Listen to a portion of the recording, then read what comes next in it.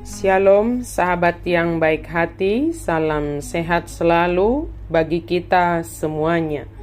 Marilah kita bersatu di dalam doa. Kasih karunia dan damai sejahtera dari Allah Bapa dan dari anaknya Tuhan Yesus Kristus kiranya menyertai kamu sekalian. Amin. Firman Tuhan bagi kita pada hari Minggu ini tertulis dalam kitab 1 Timotius 1 ayat 12 sampai ayatnya yang ke-17. Mari kita baca secara lengkap di tempat kita masing-masing. Saya baca ayat 12 dan 13.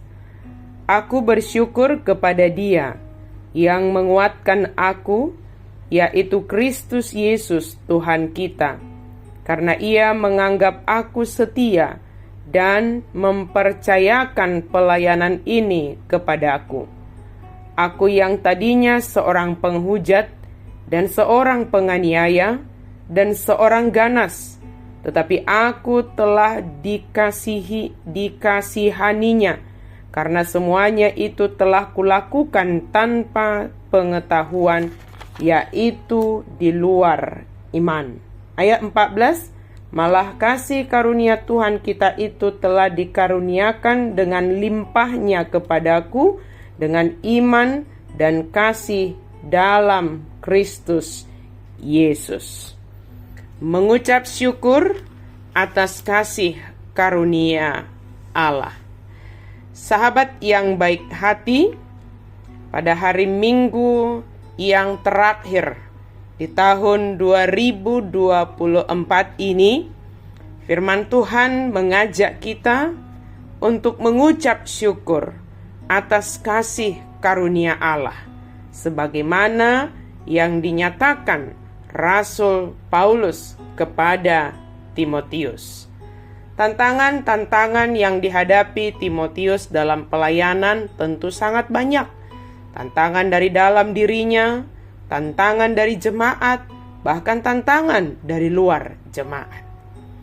Tetapi Paulus mengatakan, dia berkata kepada Timotius, aku bersyukur kepada Dia. Paulus bersyukur kepada Tuhan yang telah menguatkan. Menguatkan siapa? Menguatkan Paulus, yaitu Kristus Yesus Tuhan kita. Sebab Kristus mempercayakan pelayanan itu kepada Paulus. Paulus menyadari dirinya, dia katakan dia seorang penghujat, dia katakan dia seorang penganiaya, dia seorang yang ganas, tetapi dia beroleh kasih karunia Allah, dan kepadanya dipercayakan pelayanan. Maka perenungan bagi kita saat ini, apapun masa lalu kita yang mungkin membebani kita, yang mungkin bisa menghambat langkah kita untuk maju, maka ingatlah, Yesus hadir ke dunia ini, Yesus datang ke dunia ini untuk menyelamatkan kita, orang-orang berdosa. Dan tidak ada orang berdosa yang tak terjangkau oleh kuasanya yang menyelamatkan.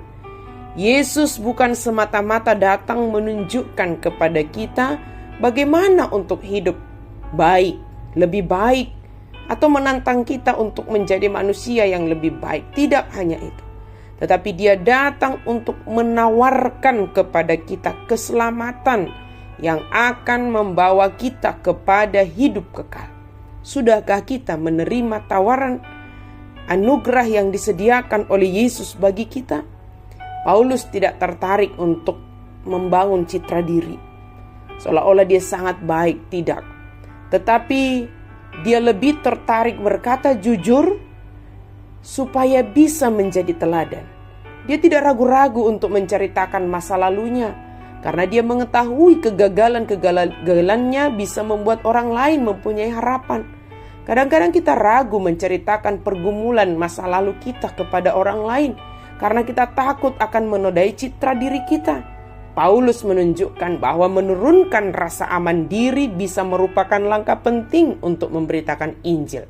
Orang lain tidak akan percaya bahwa Injil itu penting jika mereka tidak melihat Injil itu sangat penting dalam kehidupan sang pemberita Injil itu. Jangan takut membiarkan orang lain mengetahui apa yang Kristus telah lakukan bagi kita. Sahabat yang baik hati, Yesus datang ke dunia ini untuk menyelamatkan kita dari belenggu dosa. Tidak ada kuasa dosa yang tidak dapat dikalahkan oleh kuasa Yesus Kristus. Dia berkuasa mengampuni dosa pelanggaran kita.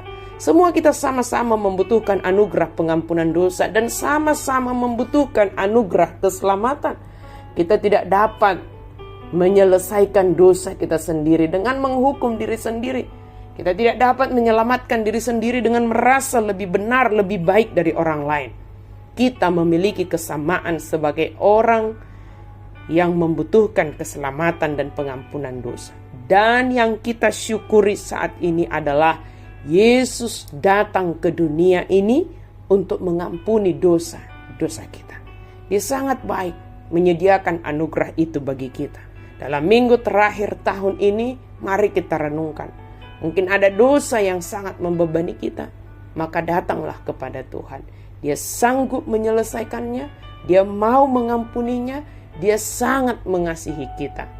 Tetapi hiduplah di dalam pertobatan, hiduplah di dalam kasih Tuhan.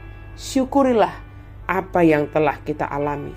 Syukurilah berbagai macam hal yang telah Kristus kerjakan dalam hidup kita. Amin. Mari kita berdoa. Terima kasih Tuhan untuk firman-Mu. Kami sungguh bersyukur Engkau mengajari kami hari ini. Kami mau bersyukur atas segala hal yang Engkau kerjakan dalam hidup kami. Keselamatan, pengampunan dosa, kasih-Mu Tuhan sangat luar biasa bagi kami. Dan kami boleh tiba pada hari ini, itu juga adalah karena kasih-Mu bagi kami. Dalam nama Yesus kami berdoa dan bersyukur. Amin.